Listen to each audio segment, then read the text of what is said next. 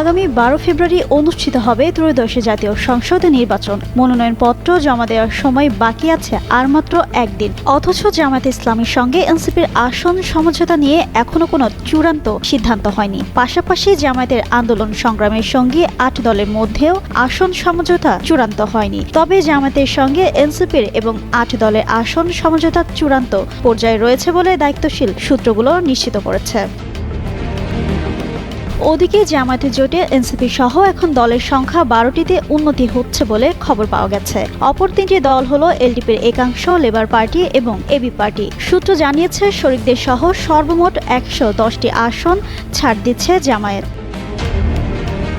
বিভিন্ন সূত্রে প্রাপ্ত তথ্যে জানা গেছে সংসদে 300 আসনের মধ্যে বাংলাদেশে জামায়াতে ইসলামী শরিকদের জন্য উদারভাবেই আসন ছাড় দিচ্ছে। সর্বশেষে দলটির সঙ্গে সমঝোতায় আসা এনসিপির দাবি করা 52টি আসনের মধ্যে 30টি আসন দিতে রাজি হয়েছে জামায়াত। এবি পার্টিকে 3টি আসন দেওয়া হচ্ছে। এবি পার্টির চেয়ারম্যান মুজিবুর রহমান মঞ্জু যুগান্তরকে বলেন, আমরা তো একটা জোটে আছি, এই জোট থেকে নাহিদ ইসলামকে দায়িত্ব দেওয়া হয়েছে, তিনিই জানেন।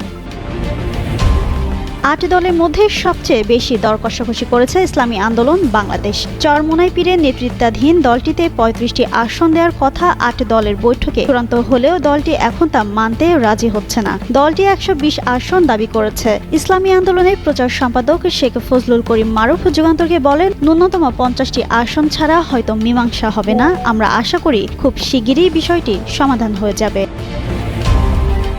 জামায়াতে যে 110 আসন ছাড়ছে বলে আলোচনা হচ্ছে, তার মধ্যে খেলাফত মজলিস 15টি, বাংলাদেশ খেলাফত মজলিস 10টি, এলডিপি 3টি, এবি পার্টি 3টি, লেবার পার্টি 3টি, বাংলাদেশ ডেভেলপমেন্ট পার্টি 2টি, জাতীয় গণতান্ত্রিক পার্টি 3টি, খেলাফত আন্দোলন 4টি এবং নেজামে ইসলাম পার্টি 2টি আসনে প্রতিদ্বন্দ্বিতা করবে।